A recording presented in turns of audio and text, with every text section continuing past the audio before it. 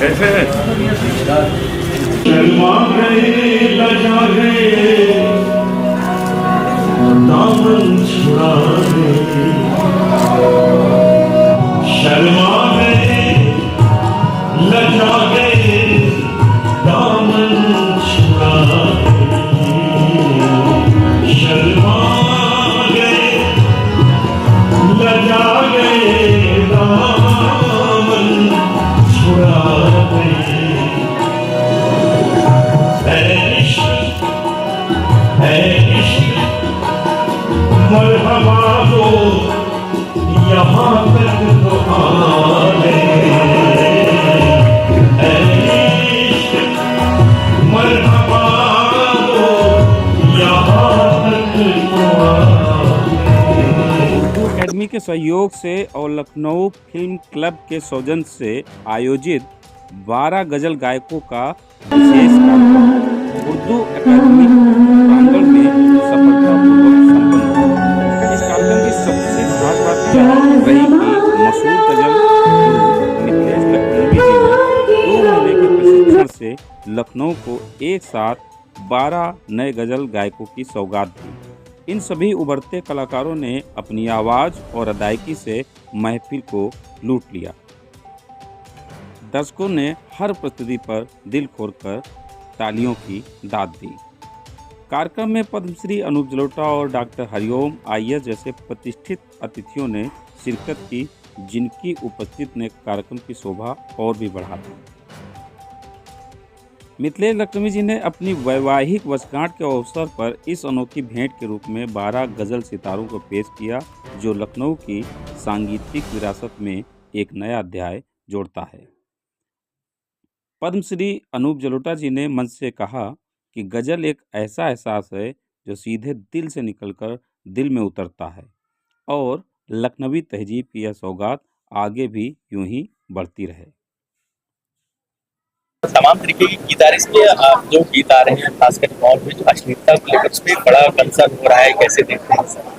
वो नहीं होना चाहिए, ये अलाउ नहीं होना चाहिए, और जो लोग कर रहे हैं वो समझें कि इससे समाज में कुछ दुर्गंध फैलती है। सर, आज तमाम लोगों को आपने इसमें लगता है कि आगे जो गजल और गजल के जो गायक हैं उसका फ्यूचर ब्राइट है, जिस तरीके से बहुत ब्राइट फ्यूचर है।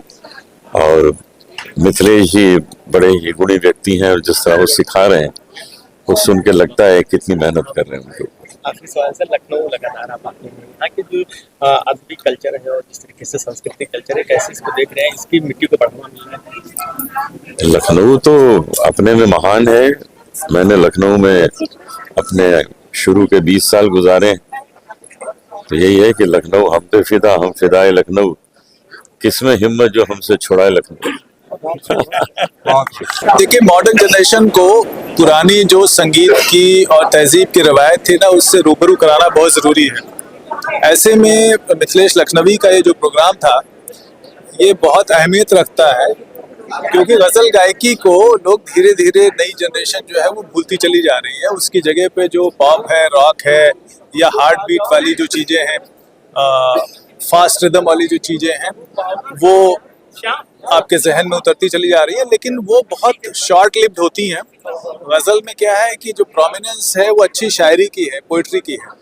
तो म्यूज़िक के साथ एक सॉफ्ट सिंगिंग के तरीके से जो शायरी को दूर तक पहुंचाने वाली जो रिवायत रही है, उसको इस तरह के प्रोग्राम से जारी रखा जा सकता है। क्योंकि मिथिलेश जी ने वर्कशॉप की 2 महीने की और फिर 12 जो उनके चुनिंदा आर्टिस्ट थे उनको यहाँ पे परफॉर्मेंस दिलाई, उनको कॉन्फिडेंस भी आया होगा और गज़ल गायकी की रिवायत को एक जो है वो कहीं ना कहीं प्रोत्साहन मिलता है। तो हम सभी लोग यहाँ पे उपस्थित हुए और बहुत आनंद आया। बहुत बड़ा ये क्षण है, क्योंकि कभी सोचा नहीं था इस तरह से रूबरू होकर के हम लोग कुछ परफॉर्म कर पाएंगे उनके सामने। और 2 माह का जो ये ट्रेनिंग पीरियड था बहुत ही अच्छा रहा और हम लोग ने कुछ गज़लें सीखी, कुछ प्राइवेट थी, तो सब मिला करके एक अच्छा सफ़र रहा। बहुत हम लोग मुझे बहुत अच्छा लगा और बहुत गर्व महसूस हो रहा था कि एज अ उनके सामने गाना एक तरीके से मेरे लिए ईश्वर का आशीर्वाद ही था। बहुत अच्छा लगा और बहुत खुशी हुई, बहुत ही खुशी हुई और बहुत ही अच्छा एक्सपीरियंस है। ऐसा लग रहा था कि जैसे हम लोगों ने बहुत अच्छी एक हमारी साधना थी जो हमारी सफल हुई, और उनके सामने गाना मतलब एक बहुत ही बड़ी बात है, बहुत बड़ा अचीवमेंट है। तो मुझे बहुत खुशी है कि मैंने उनके सामने परफॉर्मेंस दी। बचपन से जिनको सुना है हम लोगों ने, टीवी में देखा है, अपने मेरे पिताजी ने सुना है, मेरे पिताजी के पिताजी ने सुना है, उनके सामने परफॉर्म करना और उनसे अप्रिसिएशन पाना, ये बहुत बड़ी बात थी मेरे लिए। काफ़ी ज़्यादा घबराहट भी थी क्योंकि पहली बार हम सभी लोगों ने, ज़्यादातर सभी लोगों ने उनके सामने कुछ जो गज़लें थी जो हम लोगों ने सीखी है मिथिलेश जी से, वो गाई। उसको गाने में ही थोड़ा-सा हिचकिचाहट इतनी ज़्यादा थी, लेकिन फिर भी धीरे-धीरे करके हौसला बढ़ाया हम लोगों ने, हौसला करके उसको गाया, उसको निभाने की कोशिश करी। बाकी जो त्रुटियाँ थी वो तो हमारे गुरुजन ही जान सकते हैं कि हमने तो आपको वैवाहिक वर्षगांठ की हम लोगों की तरफ से शुभकामनाएं। और आज आपने लखनऊ की धरती पर और कई सारे नए कलाकार प्रस्तुत कर दिए जी और इस पूरे अनुभव के बारे में, ठीक है। पूरे प्रयास के बारे में क्या कहना चाहेंगे? देखिए ऐसा है, लखनऊ से गजल लगभग आजकल लोग गा ही नहीं रहे हैं, सब बैंड बनाए, कोई कुछ घूम रहा है, कोई कुछ घूम रहा है। मैंने जीवन अपना गजल को समर्पित कर दिया पूरा। 40 साल हो गया मुझे गाते गाते, तो मैं 40 साल से गजल गा रहा हूँ। और कई देशों में, देश में तो कोई जगह ऐसी नहीं बची जहाँ ना गया हूँ, 4-4 5-5 बार गया। और गजल के लिए मैं कुछ करना चाहता था, तो यही सोच के मैंने एक बीड़ा उठाया।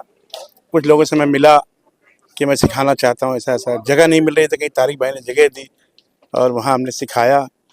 और जो भी मैं कुछ कर पाया ऊपर वाली की कृपा से, वो आप लोग के सामने है।